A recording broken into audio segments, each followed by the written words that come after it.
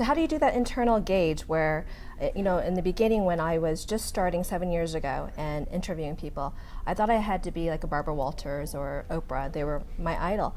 And I found that I didn't have my own personality and there was no connection with the guests and the people I was interviewing. And when my husband Ray said, you are who you are, and that's wonderful. Just be that person. And it was very difficult because you become vulnerable to everyone who's watching, because the judgment and all the external feedback that you're receiving. Absolutely. So how do you do this internal gauge where you know that every moment that you are living, it's all about your purpose and you contributing? It's a question. If the thing, or it's a statement too, but if the things you think about and believe in are different than the things you do, you'll never be happy. So the reason why my football buddy loved being a football player but hated playing football was because he loved the celebrity perks, the fame, the fortune that allowed him to live an existence of success, but because it was misaligned with his inner voice and his purpose, he could never enjoy a life of significance.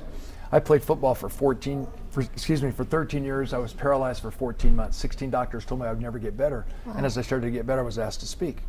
Now that I've recovered, people ask me the oddest question, hey Clark, what took you so long?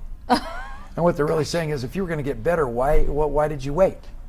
The more profound answer to that question is the reason why I stayed paralyzed for 14 months, 16 doctors told me I'd never get any better, was because I was asking the wrong questions.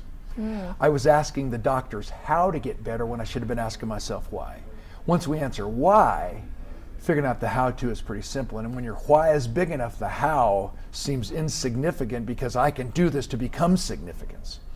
So my compliment to you is, instead of competing against the Barbara Walters and all the other journalists, you're equally as beautiful or more so. You're eloquent, you're elegant, sophisticated, all the polished professional accolades I could throw on you. But my ultimate compliment would be that you've apparently focused in on why you want this show, why you want to be a journalist, why you want to interview interesting folks to focus in on the real messages of life that will transform us from successful to significance. And because you aligned who you are as a human being and as a magnificent woman with your purpose, why are you going to use your talents and your beauty and your articulation and your technical skills and your education? Why?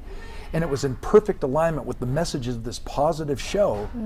Success is more than yours. You can actually become as successful as those other journalists and as successful as those other shows, but you've been willing to focus in on why first, which means now your show becomes significant.